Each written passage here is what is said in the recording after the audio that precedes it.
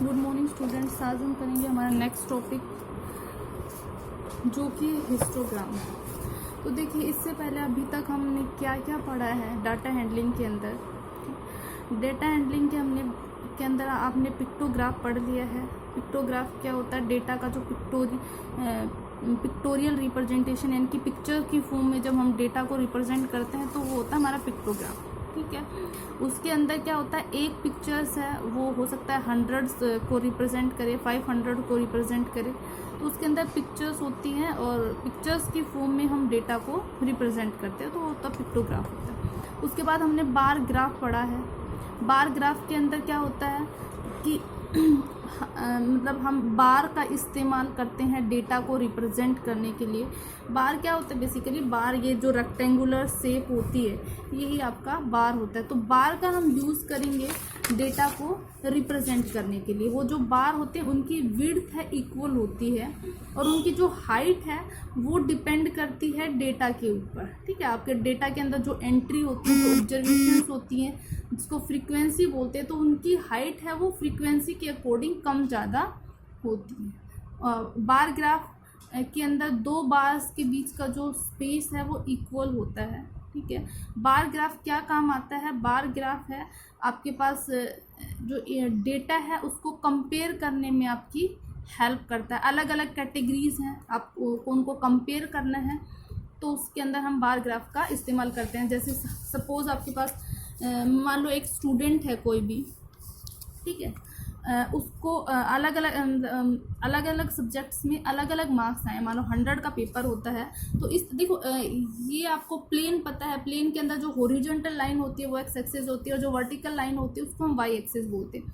तो इस जो बार ग्राफ है वो हॉरिजॉन्टल और वर्टिकल देखिए दोनों हो सकते हैं। ठीक है, आप ऐसे भी बना सकते हो बार ग्राफ को और आप ऐसे भी वर्टिकल भी बना सकते हो। ज़्यादातर हम वर्टिकल बनाते हैं। वाई एक्सिस के ऊपर जो हम जो लेते हैं, जो वैल्यू लेते हैं, वो जो चेंजिंग वैल्यू होती है, इनकी जो क्वांटिटी चेंज हो रही है उसको लेते हैं और इसके ऊपर हम वो जो फिक्स क्वांटिटी होती है उनको लेते हैं। जैसे एक स्टूडेंट है, कोई भी सुमित नाम का स्टूडेंट है, इधर पे हम लेंगे मार्क्स लेते हैं, मान लो 10, 20, 30, 40, 50 मार्क्स का पेपर है। ठीक है, और इधर हम सब्जेक्ट्स ले लेते हैं। सब्जेक्ट जैसे ये हो गया इंग्लिश में तो ये कहलाते हैं जो रेक्टेंगुलर शेप्स होते हैं, इन्हीं को हम बार बोलते हैं। इनमें जो नैरो बैंड होते हैं यही एक्चुअल में बार होते हैं। तो ये मान लो उसको इंग्लिश में ये है। उसके बाद इस बार और नेक्स्ट बार के बीच में हम स्पेस देंगे, इक्वल स्पेस देंगे। ये मान लो उसको, ये उसका स्कोर है हिंदी का। ठीक है, हिंदी का स्कोर है। फिर उसके बाद हम स्पेस देंगे, जितना यहाँ स्पेस दिया यहाँ पे भी इतना ही स्पेस देंगे।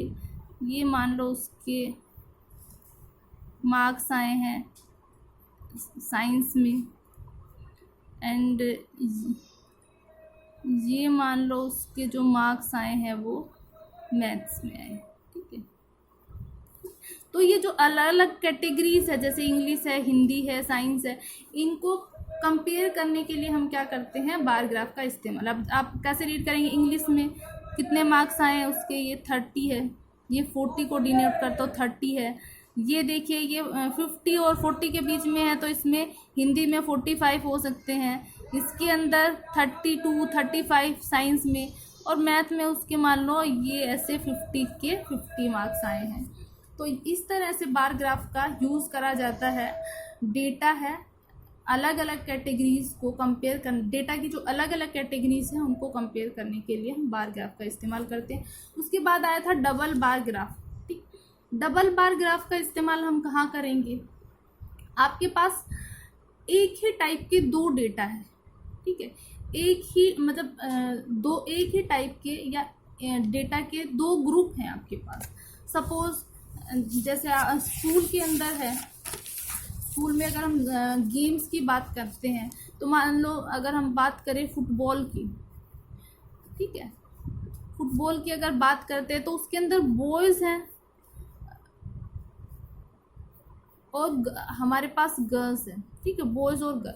तो जो बॉयज़ को जो फुटबॉल पसंद होगा उनका डेटा अलग होगा, और जो गर्ल्स को जो फुटबॉल पसंद है उसका डेटा है वो अलग होगा। मान लो 30 बॉयज़ हैं उनको फुटबॉल पसंद है, गर्ल्स मान लो 20 हैं जिनको क्या पसंद है, फुटबॉल पसंद है। तो क्या है हमारे पास डेटा तो एक ही यही है, फुटबॉल के बारे में बात कर रहे हैं, लेकिन जो ग्रुप है वो दो हो गए, बॉयज़ का ग्रुप अलग से और गर्ल्स का ग्रुप है वो अलग से। ठीक है, जब एक ही डेटा के दो ग्रुप हो जाएं तो उसके लिए हम क्या इस्तेमाल करते हैं, बार ग्राफ का इस्तेमाल करते हैं। जैसे हमारे पास इसमें एक क्वेश्चन भी था कि 2 एम्प्लॉयज़ हैं, उनकी जो सैलरी है उनकी सैलरी है, उनको आपको कंपेयर करना था। तो ठीक है, बात हो रही है सैलरी की ही, लेकिन कैंडिडेट कितने हैं, 2 कैंडिडेट की सैलरी को आपको क्या करना है, कंपेयर करना है। तो उसके लिए हम क्या यूज़ करते हैं, double bar graph. Double bar graph कैसे प्लॉट करते हैं या आप कैसे बनाएंगे, तो इसके अंदर एक साथ में 2 बार बनेंगे, 2 बार है एक दूसरे के साथ ऐसे बिल्कुल पास बनेंगे एक दूसरे के। उसके बाद क्या होगा, फिर दूसरे के अंदर गैप होगा, फिर 2 बार हैं एक साथ आएंगे, फिर गैप होगा, फिर जो 2 बार हैं वो एक साथ आएंगे इस तरह से। तो ये हमारा होता है डबल बार ग्राफ, जिसमें एक ब्लैंक हो सकता है, दूसरे को हम शेडेड कर दें। एक ब्लैंक हो सकता है, जैसे ये गर्ल्स है, ये बॉयज़ हैं, ये गर्ल्स है, बॉयज़ हैं, ये गर्ल्स है और ये बॉयज़। तो ये डबल बार ग्राफ होता है। उसके बाद अब आता है हमारे पास हिस्टोग्राम। ठीक है, हिस्टोग्राम हमने देखिए फ्रीक्वेंसी डिस्ट्रीब्यूशन टेबल पढ़ी थी। फ्रीक्वेंसी डिस्ट्रीब्यूशन टेबल के अंदर एक तो ग्रुप फ्रीक्वेंसी डिस्ट्रीब्यूशन टेबल पढ़ी है और एक अनग्रुप फ्रीक्वेंसी डिस्ट्रीब्यूशन पढ़ी है। ठीक है, फ्रीक्वेंसी डिस्ट्रीब्यूशन टेबल के अंदर, जिसके अंदर आप टैली मार्क्स लिखते हो, फ्रीक्वेंसी लिखते हो, इधर पे मार्क्स लिखते हो। उसके बाद हमने ग्रुप में, यानी कि हमारे पास बहुत सारा डेटा बहुत ज़्यादा हो गया, तो इंडिविजुअल मतलब हर एक का डेटा स्टोर करना तो हमारे लिए मुश्किल हो जाएगा। तो हम उस डेटा का क्या बना लेते, ग्रुप बना लेते। जैसे सपोज हमारे स्कूल के अंदर फर्स्ट से लेके 12th तक के बच्चों की बात करें, बहुत सारे बच्चे हो गए। अब एक बच्चे का डेटा स्टोर करना क्या हो जाता है, हमारे लिए मुश्किल हो जाता है। तो हम डेटा को क्या करते, क्लास वाइज स्टोर कर लेते हैं। ठीक है, फर्स्ट क्लास के बच्चों का ये डेटा, सेकंड क्लास के बच्चों का डेटा ये, सिक्स क्लास के बच्चों का डेटा ये, 8th क्लास के बच्चों का ये, 9th क्लास के, यानी कि हम उसको क्या कर दिया, ग्रुप में बांट दिया हमने। या हम उसको ऐसे कर सकते हैं कि फर्स्ट से लेके 5th तक के बच्चों का डेटा ये है, 5th से लेके 10th तक का डेटा ये है। ठीक है, या उसकी फिर ये क्या है हमारे पास, ये क्लास इंटरवल है, ग्रुप में हमने उनको डिवाइड कर दिया। या ऐसे लिख सकते हैं फर्स्ट सेकंड, इसके अंदर फर्स्ट इंक्लूड है, सेकंड इंक्लूड है वो नहीं है। फिर नेक्स्ट हमारा हो जाएगा 2 3, ये क्या है हमारे, ये इंटरवल्स हैं। तो ये इस तरह का जब डेटा होता है वो क्या होता है, ग्रुप डेटा होता है। तो देखिए जो ग्रुप डेटा होगा उसका जो ग्राफिकल रिप्रेजेंटेशन होगा वो हमारे पास कहलाएगा हिस्टोग्राम। यानी कि जब आपके पास जो डेटा है वो आपके इंटरवल्स के फॉर्म में दिया हुआ है, आपका जो डेटा है, तो उसका जो ग्राफिकल रिप्रेजेंटेशन होगा वो आपके पास होगा हिस्टोग्राम। यानी कि उस डेटा का हम ग्राफिकल रिप्रेजेंटेशन हिस्टोग्राम की फॉर्म में कर सकते हैं, हिस्टोग्राम से कर सकते हैं। अब क्या डिफरेंस है हिस्टोग्राम के अंदर और बार ग्राफ और डबल बार ग्राफ के अंदर, तो देखिए हिस्टोग्राम के अंदर भी क्या होगा, जो हमारे क्लास इंटरवल होंगे वो कैसा होगा, कॉन्टिन्यूअस होगा। जैसे ये 1 से 5, 5 से 10, 10 से 15, इस तरह से नहीं होगा 1 to 5, 6 to 10, 11 to 15, इस तरह से नहीं होगा। ये डिसकंटिन्यूअस क्या है हमारे पास, डिसकंटिन्यूअस इंटरवल है, और ये क्या है, कॉन्टिन्यूअस है। इसके बाद देखो इसकी जो अपर लिमिट है, इसकी लोअर, इसकी अपर, इसकी लोअर। तो ये क्या ऐसा है हमारे पास, ये ग्रुप फ्रीक्वेंसी डिस्ट्रीब्यूशन है और उसके अंदर भी ये कंटिन्यूअस फ्रीक्वेंसी डिस्ट्रीब्यूशन है। ये ऐसा अगर आपके पास ग्रुप होंगे तो वो क्या होता है, डिसकंटिन्यूअस फ्रीक्वेंसी डिस्ट्रीब्यूशन होता है। तो हिस्टोग्राम है वो कंटिन्यूअस फ्रीक्वेंसी डिस्ट्रीब्यूशन वाला जो आपके पास डेटा होता है। ठीक है, कंटिन्यूअस फ्रीक्वेंसी डिस्ट्रीब्यूशन डेटा या ग्रुप्ड डिस्ट्रीब्यूशन डेटा के अंदर भी कौन सा, कॉन्टिन्यूअस, तो उसमें हिस्टोग्राम। हिस्टोग्राम के अंदर हम बेसिकली बार्स का ही यूज करते हैं, लेकिन इन बार्स के बीच में कोई भी गैप नहीं होगा। जैसे एक बार ये हो गया, नेक्स्ट बार क्या हो जाएगा हमारे पास ये, उसके बाद नेक्स्ट है ये हो गया हमारे पास, उसके बाद जो नेक्स्ट बार है वो ये हो जाएगा। सपोज इसके अंदर हम क्या बताना चाह रहे हैं, मान लो आपकी क्लास में एक मैथ का टेस्ट हुआ है, ठीक है। मैथ के टेस्ट के ये लो, ये 2 है, इधर 4 6 8 एंड दिस इज 10, ठीक है। तो मान लिया आपके टेस्ट हुआ है मैथ का, उसके जो मार्क्स है 50 मार्क्स का जो आपका पेपर था, 50 मार्क्स। तो ये वाला जो इंटरवल है ये है 0 से लेके 10 का, ठीक है, 0 से 10, ये 10 से 20 और ये 20 से 30, 30 से 40 और मान लो ये हमारे पास है 40 से 50, 40 से हमारा हो गया कितना, 50, ठीक है। अच्छा, तो इसके अंदर आप देखिए, इससे हिस्टोग्राम से क्या बता सकते हैं, 0 से 9 या 0, ये 0 से ये 10, ये 10 यहाँ पे, यानी कि ये जो स्टूडेंट है ये वाले, ये कितने स्टूडेंट है, 4 स्टूडेंट है। इधर नंबर ऑफ स्टूडेंट लिखेंगे हम, नंबर ऑफ स्टूडेंट्स, और इधर क्या हो जाएगा हमारे पास मार्क्स, ठीक है, ये मार्क्स है इंटरवल। तो 0 से लेके 9 मार्क्स आए, वो कितने स्टूडेंट है, वो 4 स्टूडेंट ऐसे हैं जिनको 0 से 9 मार्क्स आए।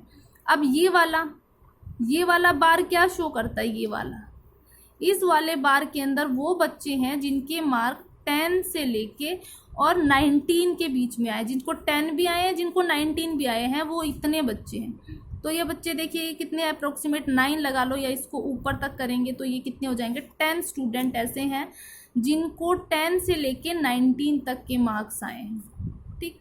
उसके बाद ये 20 से 30 वाला इंटरवल, ये वाला, तो इसके अंदर वो बच्चे हैं जिनके मार्क्स 20 से लेके 29 के बीच आए, क्योंकि अपर लिमिट तो इंक्लूड नहीं होती है, अपर लिमिट तो नेक्स्ट वाले में इंक्लूड होती है। तो ये कितने बच्चे हैं, देखो 6, तो ये टोटल 6 स्टूडेंट है जिनके 20 से 29 मार्क्स आए हैं।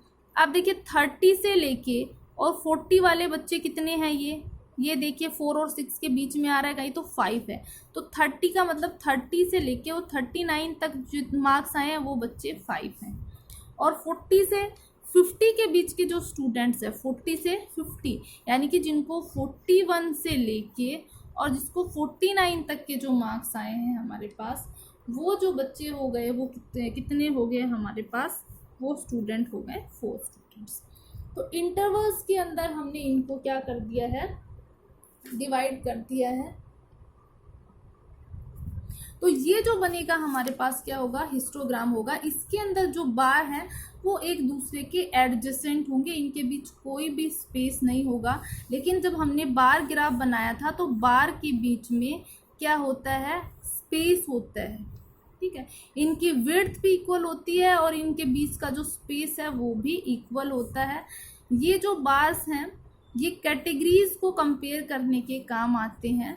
और जब आपके पास डेटा है आपका इंटरवल्स की फॉर्म के अंदर होगा, ऐसा ग्रुप डेटा होगा और उसके अंदर इंटरवल होंगे, तो वो जो उसका जो ग्राफिकल रिप्रेजेंटेशन होगा वो हमारे पास कहलाएगा हिस्टोग्राम, ठीक है। तो देखिए इसी के बेस आपके पास क्या है, क्वेश्चंस है, फिर भी तो इसी के बेस पे आपके पास क्वेश्चंस है। देखिए एग्जाम्पल,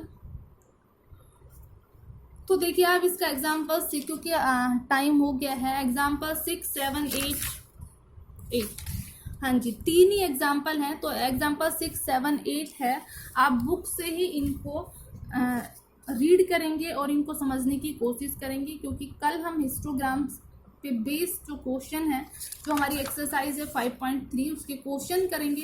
क्योंकि एग्जाम्पल अगर आप रीड कर लोगे तो उससे क्या होगा, आपको हेल्प मिलेगी, आप अच्छे से क्वेश्चंस को समझ पाएंगे। तो आप ये, आपका होमवर्क यही है कि आप ये एग्जाम्पल है 6, 7, 8 है वो अच्छे से समझें बुक से। आज इतना ही, बाकी नेक्स्ट।